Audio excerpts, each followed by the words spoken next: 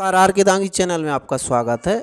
जैसा कि mobile screen पर आप देख पा रहे हैं, क्या है कि आज की वीडियो में हम बात करने वाले हैं मध्य प्रदेश में आईटीआई ट्रेनिंग ऑफिसर की जो वैकेंसी है वो मई में आएगी, मई 2022 में। उसका नोटिफिकेशन संभवतः अप्रैल के फर्स्ट या सेकंड वीक में जारी कर दिया जाएगा और 100% ये वैकेंसी आने वाली है।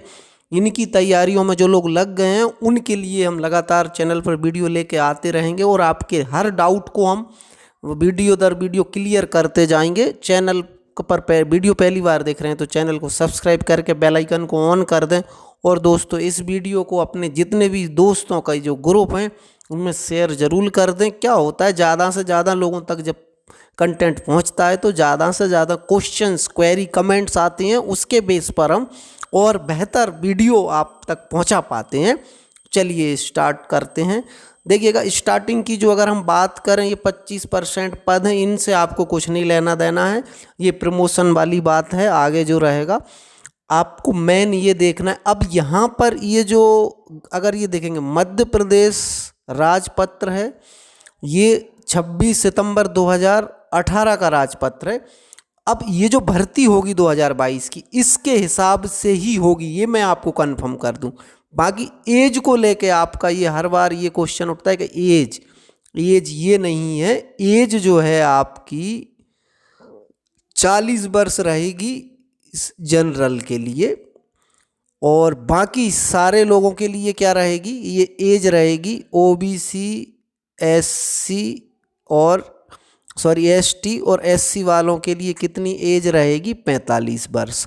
और एज का जो क्राइटेरिया होता है, एग्ज़ाम होने की 1 जनवरी को एज आपकी कैलकुलेट की जाती है। अपकमिंग एग्ज़ाम जो है 1 जनवरी 2022 के केस में या 1 जनवरी 2023 के केस में आपकी एज कैलकुलेट की जाएगी। ये मैं आपको ऐसे नियम बता रहा हूँ, कहीं पर भी आपको नहीं मिलेंगे। तो अब मैं आपसे बात करता हूँ, ये देखिएगा, मैंने बता दिया है कि एज क्या है, 18 से 40 वर्ष के बीच में होनी चाहिए जनरल की, और बाकी कैटेगरी की एज कितना होना चाहिए, 18 से 45 साल। मतलब एससी, एसटी, क्या होता है, एससी, एसटी और ओबीसी वालों के लिए, ठीक है। मतलब ये आप समझिए, ओबीसी, एससी, एसटी के लिए क्या एज है, मैक्सिमम एज क्या है, 45 वर्ष की आपकी आयु होनी चाहिए, 18 से 45 के बीच। चलिए, ये तो क्लियर हो गया, क्योंकि ये अलग से सामान्य प्रशासन ने ये गाइडलाइन जारी किया था। मध्य प्रदेश से बाहर के आवेदकों के लिए 18 से 25 साल ही रहेगी, ये आप क्लियर समझें। ये राजपत्र जारी होता है, फिर सामान्य प्रशासन विभाग, सरकार चाहे एज का रिलैक्सेशन दे देती है। तो चलिए, एज आपको क्लियर हो गई। अब मैं आपको सबसे महत्वपूर्ण बात ये बताने वाला हूँ, योग्यता की बात। होता क्या है कि आपके पास योग्यता कुछ है, आपको पता नहीं, आप तैयारी में लग जाते हैं, आपको पता चलता है कि यार ये तो हमारे पास योग्यता है ही नहीं, हम इस वाले ट्रेड के तो टीओ बन ही नहीं सकते हैं। या कभी कभी योग्यता है लेकिन आपको लगता है कि मेरे पास तो योग्यता ही नहीं है ट्रेनिंग ऑफिसर की। तो ट्रेनिंग ऑफिसर का ऐसा पद है जिसके लिए योग्यता अलग अलग, ट्रेड के लिए अलग अलग योग्यता है। तो सबसे पहली बात मैं करता हूँ, जो बच्चे 10वीं के बाद आईटीआई कर लिए हैं, चाहे वो एससीबीटी से हों, मैं अलग अलग चीज़ की योग्यता बताऊंगा। मतलब अगर आपने 10वीं 10th प्लस आईटीआई किया हुआ है, चाहे आपने एससीबीटी से किया हो, चाहे आपने एनसीबीटी से किया हो, जिस भी ट्रेड से आपने आईटीआई किया हुआ है, मतलब उस ट्रेड के आप टीओ का एग्ज़ाम दे सकते हैं। मतलब आप योग्यता रखते हैं। मतलब 10th प्लस आईटीआई अगर आपने की है, जिस भी ट्रेड में आपने 10th प्लस आईटीआई की हुई है, उस ट्रेड के लिए आप ट्रेनिंग ऑफिसर के एग्ज़ाम के लिए एलिजिबल हैं। मतलब उसका आप फॉर्म भर सकते हैं। ये तो हो गया आईटीआई के लिए। अब हम बात करें आईटीआई के अलावा, अब पॉली की बात कर लेते हैं। तो पॉली की जो बात करें, अगर पॉलीटेक्निक आपने किया हुआ है, पॉलीटेक्निक की बात कर लेते हैं हम। मतलब पॉली डिप्लोमा है आपके पास, पॉली डिप्लोमा 3 वर्ष का होता है।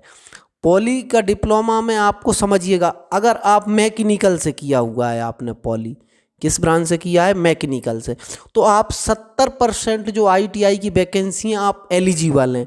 आप आईटीआई के जो मैकेनिकल ट्रेड हैं, जैसे कि आपका हो गया बेल्डर, फिटर, टर्नर, मशीनिस्ट, और भी ट्रेड है, motor mechanic, vehicle, diesel mechanic, ये बहुत सारे पद हैं। लेकिन मैं आपको बता दूं इसके अलावा मैथ ड्राइंग का है, ईडी, और मैथ का जो एक ट्रेनिंग ऑफिसर का पद होता है, इसमें भी आप एलिजिबल हैं अगर आपने मैकेनिकल से डिग्री की हुई है या डिप्लोमा किया हुआ है। अब आप समझिए, आपके पास बी किया है या पॉली किया है, किस ब्रांच से किया है, मैकेनिकल से।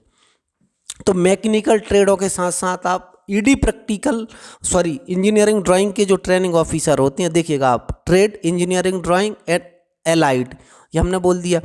अब आप बात करेंगे तो अधिकतर जितने भी पद निकलते हैं मैक्सिमम आईटीआई में 70% जो ट्रेड हैं वो हैं मशीन बेस्ड ट्रेड्स हैं। मशीन मतलब मैकेनिकल इंजीनियरिंग से अगर आपने पॉली और डिग्री या डिप्लोमा किया हुआ है तो आप लगभग सारे पद के लिए एलिजिबल हैं। और ये अब देखना होगा आगे आने वाले समय में कि अलग अलग फॉर्म भरे होते हैं। 2016 में हर एक ट्रेड वाइज फॉर्म भरे हुए थे, जिसकी अलग अलग फॉर्म की फीस लगी थी और अलग अलग पेपर हुए थे, अलग अलग सिलेबस हुआ था। अब ये तो मैंने आपको एज बता दिया कि ठीक है, इस एज के बेसिस पे आपके पास जो योग्यता है उसके बेसिस पे आप अपनी तैयारी लग जाए। अब क्वेश्चन सेकंड ये आता है, अगर आपने मैकेनिकल से पॉलिटेक्निक किया है या डिग्री किया है तो आपके मन में क्वेश्चन ये आता है कि कौन से जो ट्रेड हैं जिनमें ज़्यादा वैकेंसी आती है। तो वो मैं बता दूंगा, वो आपको और कहीं नहीं मिलेगी। सबसे ज़्यादा वैकेंसी आने के चांसेस हैं ड्राइंग मैथ के जो टीओ हैं उसमें आती है, ठीक है, सबसे ज़्यादा। फिर उसके बाद अगर आप बात करें, लगभग हर गवर्नमेंट आईटीआई में फिटर ट्रेड होता है, फिटर में आएगी। फिर तीसरे नंबर होता है बेल्डर भी है, लेकिन बेल्डर की बात कर लें हम तो मतलब आप कहने का मतलब ये हुआ मेरा कि सबसे ज़्यादा आप देखेंगे, क्योंकि मैथ ड्राइंग इलेक्ट्रीशियन वाले भी पढ़ते हैं, सभी इंजीनियरिंग ट्रेड वाले पढ़ते हैं, तो सबसे ज़्यादा पद अगर आने वाले होंगे तो मैथ ड्राइंग के ट्रेनिंग ऑफिसर के, जो कि मैकेनिकल वाले और डिग्री डिप्लोमा वाले दोनों दे सकते हैं। अब बात कर लेते हैं, देखो कम जो पद निकलते हैं जैसे टर्नर है, मशीनिस्ट है, इनकी कम वैकेंसी आती है, कम जगह पर संचालित है। तो ये आपका डिसीजन है। अब कोई बोले डीजल मैकेनिक का, तो अभी आपने जैसे गेस्ट फैकल्टी के लिए भी अप्लाई किया होगा तो आप उससे अंदाज़ा लगा सकते हैं गेस्ट फैकल्टी में कहाँ पर कौन कौन सी जगह पर कितनी वैकेंसी किस ट्रेड की थी, तो आपको इसका अंदाज़ा लग जाएगा। अब कोई बच्चा ये बोलता है मैंने 2 ट्रेड से आईटीआई की हुई है, जैसे कोपा से भी कर लिया और उसने बेल्डर से भी कर लिया, तो वो बेल्डर के लिए भी पढ़ सकता है और कोपा के लिए 2 अलग अलग फॉर्म भर सकता है। चलिए ये बात हो जाती है। कभी कभी होता क्या है कि जैसे आप किसी ने पीजीडीसीए कर लिया और मैकेनिकल से उसने इंजीनियरिंग भी किया हुआ है या पॉली भी किया हुआ है, तो वो मैकेनिकल ट्रेड के लिए अलग फॉर्म भर सकता है, कोपा के लिए अलग फॉर्म भर सकता है। ये मैं ऐसे बता रहा हूँ आपको, ये आपको कहीं ज़्यादा मिलेगी नहीं देखने को जानकारी। चलिए अब हम और बात कर लेते हैं, ये मैंने आपको बता दिए। तो संबंधित ट्रेड में आईटीआई होना चाहिए, एनसीबीटी या एससीबीटी से ऊपर जो लिखा हुआ है एनएसी लिखा है, एआईटीटी से एनएसी का जो रहता है नेशनल अप्रेंटिसशिप सर्टिफिकेट, तो ये क्या रहता है दूसरे राज्यों से अगर एससीबीटी करने के बाद आपने अप्रेंटिसशिप कर ली, पास कर ली, एनएसी सर्टिफिकेट है तो भी आप एलिजिबल हैं। लेकिन हम तो मिनिमम क्वालिफिकेशन में, और जो अथवा लिखा रहता है किसी भी क्वालिफिकेशन में, आप इसकी बात नहीं कर रहा हूँ कहाँ पर, अथवा का मतलब या तो ऊपर वाली या नीचे वाली कोई सी भी, और लिखा रहता है तो दोनों चीज़ों की ज़रूरत होती है। चलिए ये मैंने बात कर ली। अब आप देखिए ड्राफ्टमैन सिविल है, सर्वेयर है, अब ड्राफ्टमैन सिविल है, इसमें सिविल इंजीनियरिंग से आपने अगर पॉली या डिग्री की हुई है तो आप इसके लिए एलिजिबल हैं। देखो ये लिखा हुआ है सिविल इंजीनियरिंग में आपने की होनी चाहिए, कंस्ट्रक्शन प्लानिंग वगैरह ये सब चीज़ें लिखी हुई हैं। अब इलेक्ट्रीशियन, वायरमैन और इलेक्ट्रोऑपरेटर, अब एक चीज़ आ जाती है, अब मैकेनिकल का बता दिया, और लगभग हर आईटीआई में 100% हर आईटीआई में इलेक्ट्रीशियन भी ट्रेड होता ही है। अब आपने इलेक्ट्रीशियन से आईटीआई किया हुआ है तो फिर आप अब पढ़ना क्या वो भी मैं बताऊँ, इलेक्ट्रीशियन से आईटीआई किया है या पॉली किया है, डिग्री किया है। पॉली डिग्री वाले क्या करेंगे, इलेक्ट्रीशियन, वायरमैन और इलेक्ट्रोप्लेटर तीनों में अप्लाई कर सकते हैं। बाकी आईटीआई आपने जो किया हुआ है जिस भी ट्रेड से, आप उस ट्रेड के लिए ही अप्लाई कर सकते हैं। हाँ और दोस्तों आखिरी में मैं ये भी बताऊँगा कि देखो पढ़ना आपको क्या है, कहाँ से क्या सिलेबस पढ़ना है, ठीक है। अब ये चीज़ हो जाती है। अब इलेक्ट्रीशियन की भी मैंने बात कर ली। अब दूसरा एक और आ जाता है, जैसे मैकेनिक हैं, ये तो कुछ नॉन पॉपुलर ट्रेड हैं, उनकी आपको ज़्यादा नहीं समझना है। जैसे मैकेनिक ट्रैक्टर है, इसमें भी आपके पास वही होना चाहिए, मोटर मायन, इनके पास कुछ सर्टिफिकेट भी मांगते हैं, लाइसेंस, ड्राइविंग लाइसेंस वगैरह, तो वो आपका एग्जाम के पहले की डेट का होना चाहिए, तो वो बनवा लें अगर आपको लगता है कि सिलेक्शन हो जाएगा। रेडियो, ये टीवी, इलेक्ट्रॉनिक्स है, रेफ्रिजरेटर हो गया, ये कुछ ट्रेड हैं जिनमें ज़्यादा वैकेंसी नहीं आती हैं, लेकिन फिर भी चांसेस भी ज़्यादा बनते हैं, कम फॉर्म डलते हैं, उससे कोई फ़र्क नहीं पड़ता है। ये अगर ऑपरेटर एडवांस मशीन है, ये सभी वही दी हुई हैं लगभग लगभग उसी ट्रेड में, या तो आईटीआई हो या फिर आपके पास उस ट्रेड से संबंधित पॉलीटेक्निक हो या आपके पास डिग्री हो। तो आप अधिकतर देखेंगे आप तो मैकेनिकल वाली जो डिग्री है, जैसे देखिएगा आप 16वें नंबर का जो है कोपा है, computer operator and programming assistant, पहली जो योग्यता थी आपके पास 10वीं पास होना चाहिए या पुरानी पद्धति से 11वीं पास। इसके अलावा आपके पास ओ लेवल कुछ सर्टिफिकेट होते हैं, पहले आईटीआई कोपा नहीं चलता था, इसके अलावा कोपा होना चाहिए ये, अथवा कोपा, ये लिखे हुए हैं इन सारे ट्रेड के लिए, ये सारे ट्रेड में आपने आईटीआई किया है। अब यूजीसी से मान्यता प्राप्त। अब कभी कभी ये क्वेश्चन भी उठता है कि हमारे पास अगर हमने बीएससी किया है, बीए बीकॉम किया है कंप्यूटर से, तो फिर वो आप नहीं भर पाएंगे फॉर्म।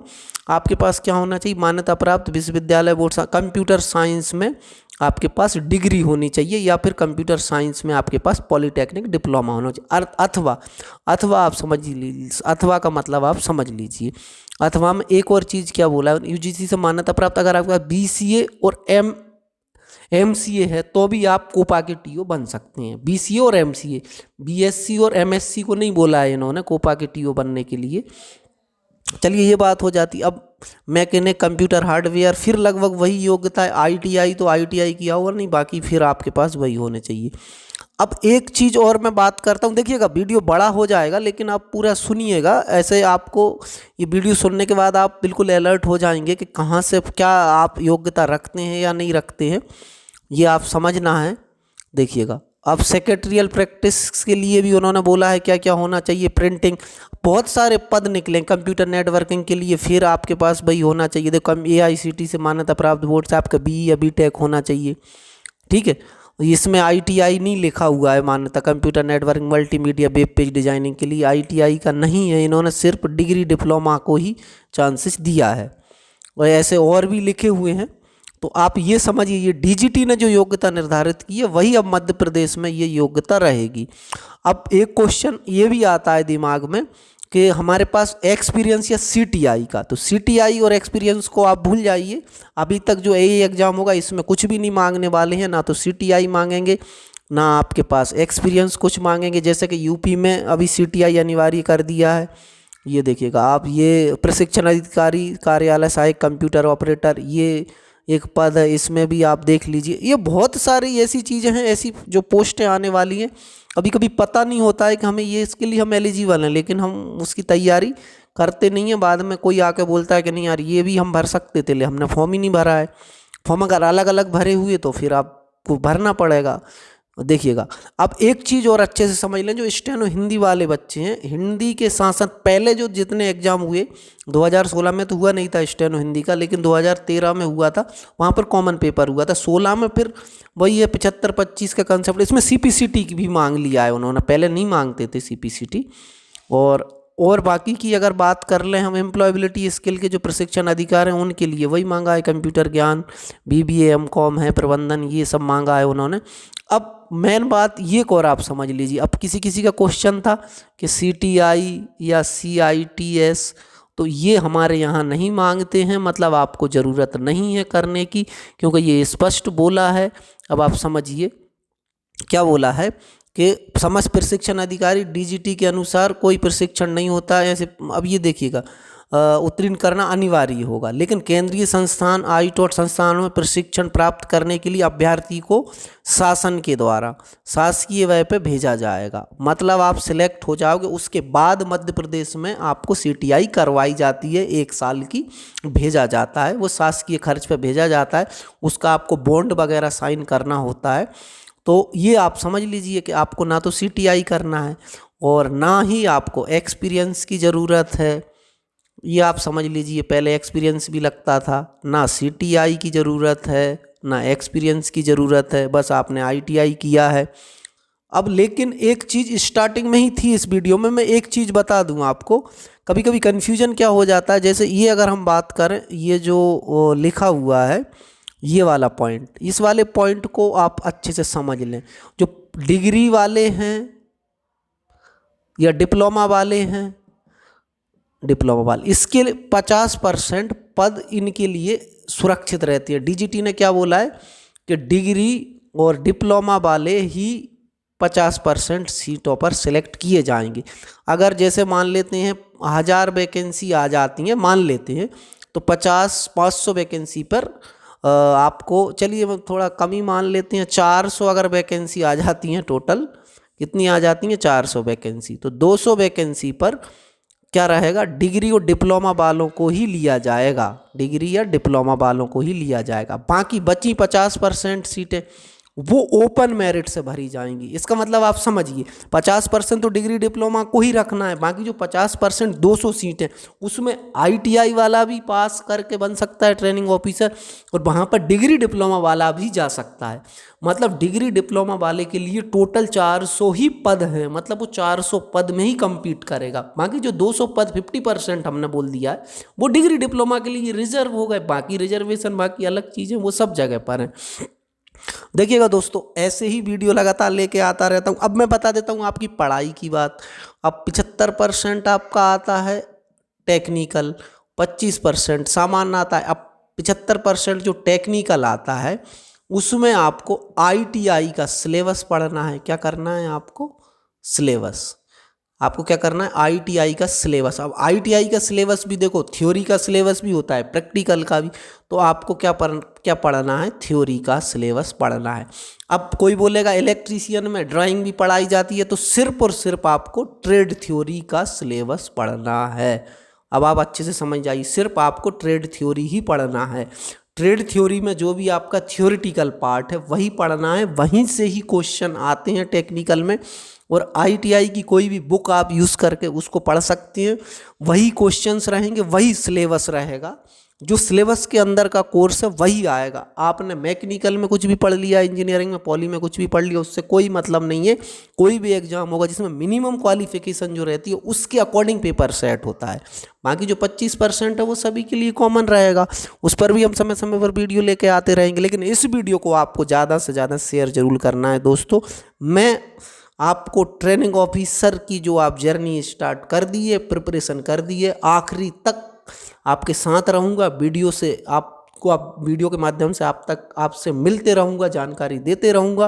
लेकिन दोस्तों क्या है कि चैनल पर जितने भी वीडियोज़ आते हैं आप उनको शेयर करें, स्टेटस पे डालें, ज़्यादा से ज़्यादा लोगों को जोड़ें इस अभियान में, तो सबकी जानकारी और सबके डाउट के बेसिस पर हम एग्ज़ाम की अच्छे से अच्छी आपकी तैयारी करवा सकें। आज की वीडियो में इतना ही, फिर मिलेंगे एक नई जानकारी के साथ। तब तक के लिए बहुत बहुत धन्यवाद।